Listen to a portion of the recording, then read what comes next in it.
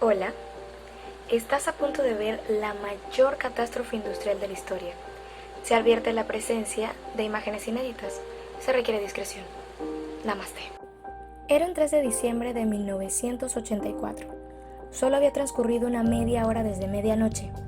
Muchas familias bhopalíes habían elegido esta noche por sus buenos augurios para celebrar los matrimonios de sus hijos. Coincidían con la celebración de un importante concurso poético al que acudía un numeroso público procedente de toda la región e incluso de lugares más lejanos. Por este motivo, toda la ciudad estaba engalanada y mucha gente disfrutaba de la noche fuera de su hogar. Más de 1 millón de personas se hallaban en Bhopal aquel fatídico día. La fábrica de Bhopal estaba parada. Uno de los escasos movimientos era el de unos obreros que realizaban tareas de limpieza con agua a presión en el interior de unas canalizaciones de trasiego de MIC. Fuera de las instalaciones y pegados a sus muros dormían miles de personas en chabolas, organizadas en populosos barrios peligrosamente próximos. En el interior de los muros de la Carbide continuaban las maniobras de limpieza, sin tomar las debidas medidas preventivas. El agua inyectada en las tuberías de isocianato de metilo circulaba con fuerza arrastrando impurezas adosadas a las paredes del tubo, así como cristales de cloruro de sodio y restos metálicos.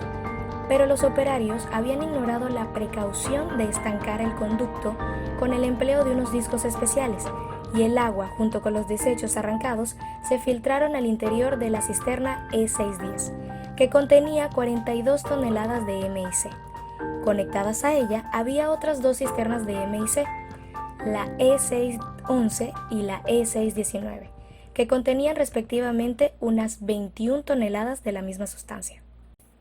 El agua, los cristales de cloruro de sodio y los restos metálicos en contacto con el MIC provocaron una violenta reacción exotérmica del líquido, que pasa rápidamente al estado gaseoso con desprendimiento de calor.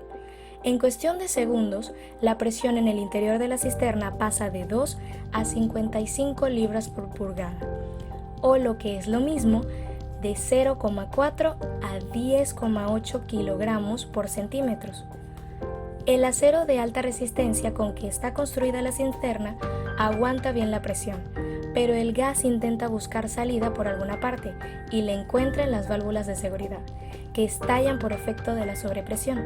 A partir de entonces, la fuga tóxica es inevitable. 2 altas columnas de gas, a modo de geysers, se proyectan hacia el cielo de Bhopal. Los bomberos de la fábrica son incapaces de abatir la nube con agua pulverizada, ya que el chorro de las mangueras no cubría suficiente altura y los sistemas de seguridad de la fábrica están apagados o inutilizados. Sin posibilidad de hacer nada, la nube tóxica se va haciendo cada vez mayor y un ligero viento del norte la impulsa a dirección contraria, hacia el sur, hacia la ciudad. Un supervisor de turno de noche ordena la evacuación general de la fábrica en la dirección contraria al viento, y ninguno de los empleados, salvo él mismo, resulta afectado por la emanación de los gases. Debido al aumento de temperatura y la violenta reacción del MIC, este comienza a descomponerse en varios gases muy tóxicos e incluso letales: fosgeno, monometilamina y ácido cianhídrico. Todos ellos tienen una densidad superior a la del aire, por lo que se mantienen prácticamente a nivel del suelo. El viento empuja suavemente esta nube tóxica y la dirige hacia el sur, hacia los barrios de Chabolas, la estación de ferrocarril, una fábrica de cartonaje y la ciudad vieja de Bhopal. Según algunos medios de comunicación, la nube sobrevoló unos 40 kilómetros cuadrados de la ciudad. De inmediato sucumben a centenares de especies animales, como gatos, perros, vacas, búfalos. En cuanto a las personas, los primeros en morir son los habitantes más imposibilitados: ancianos, inválidos y niños. Las calles de Bhopal se cubrieron de cadáveres y de personas desesperadas por huir, intentando respirar. Uno de los gases más letales liberados en el accidente fue el ácido cianhídrico. El cianuro bloquea de forma inmediata la acción de las enzimas que transportan el oxígeno hacia el cerebro, provocando la muerte por insuficiencia respiratoria. Las personas cayeron fulminadas y así se puede observar en estas imágenes cómo las calles verdaderamente estuvieron alfombradas de cuerpos sin vida. Para un experto, las causas de esta gran tragedia serían totalmente latentes a una catástrofe. Lamentablemente, para aquellas personas que desconocían con lo que estaban trabajando, no fue así. Una de las causas más importantes sería que la construcción de la planta estaba muy cerca de la población. Este detalle pudo haber evitado la muerte de muchísimas personas. El desconocimiento a cada área de la planta, y se sumaban aún más trabajadores con el mismo rendimiento. La falta de mantenimiento a los utensilios de los trabajadores. Una tecnología que no iba acorde con lo que realmente necesitaba contar la organización. Las fallas continuas en toda la entidad. Trabajadores no calificados. El acceso a los productos químicos sin previo conocimiento. Ausencia del plan de contingencia. Estas son solo algunas. En sí, las causas principales son debido a la falta de desconocimiento por no tener un entrenamiento adecuado para el manejo de este químico y de la maquinaria de la misma organización. No contaban con un sistema de seguridad que en determinado momento usarían de manera eficaz, al menos para evitar una tragedia de gran magnitud o al menos para haber evitado tantas muertes y heridos por ello.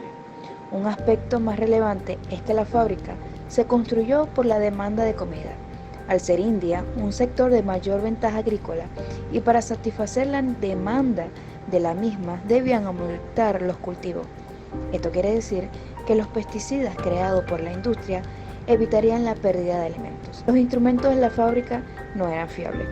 Estos son los aspectos más resaltantes de la tragedia de Bhopal, que hoy en día se considera como una de las más trágicas de la historia y el mundo.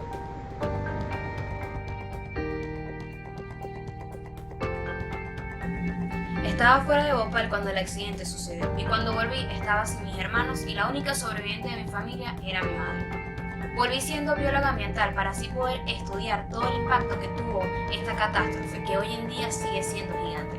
Entre el 20 y 30% de las personas todavía tienen patologías por el agua contaminada que existe en el lugar, y las mujeres fueron también muy afectadas.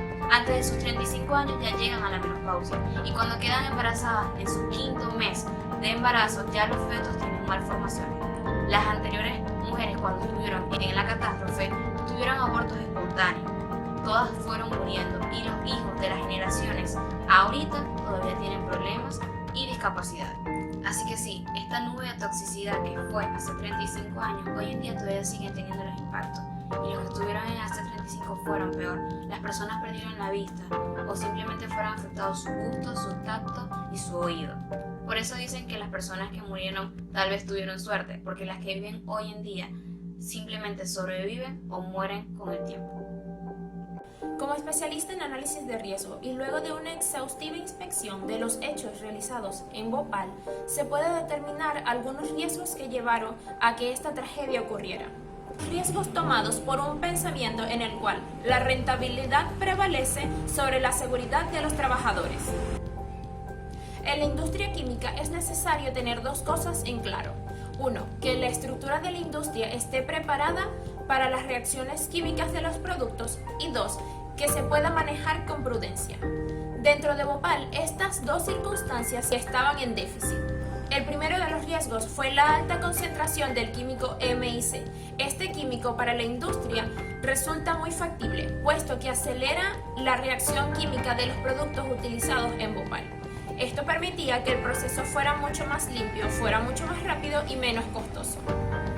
El segundo de los riesgos que se tomaron en Bhopal es que algunas de las medidas de prevención ante estos riesgos se habían deshabilitado. Las medidas de control de temperatura de reacciones químicas y el tanque con neutralizador de gases tóxicos se habían desactivado meses antes del accidente. Esto por órdenes directivas y por falta de mantenimiento. Antes de elaborar los mantenimientos es necesario que los trabajadores manejen una norma para mantener cada una de las válvulas en su lugar y evitar que se pueda traspasar elementos químicos. Estos procedimientos se habían tomado por alto en Bhopal desde el inicio de su producción. Entre las medidas tomadas ante este desastre que produjo la pérdida de muchas vidas estuvo la creación de un lugar de esperanza, la Clínica Savasna, para ayudar a los barrios afectados por esta tragedia. Esta clínica fue fundada por Satinak Saraji, en el año 1996, es decir, luego de 10 años de ocurrida la tragedia. En dicha clínica pasan alrededor de 2.000 personas al día y se registran un aproximado de 35.000 pacientes afectados por los gases de aquel diciembre del 84.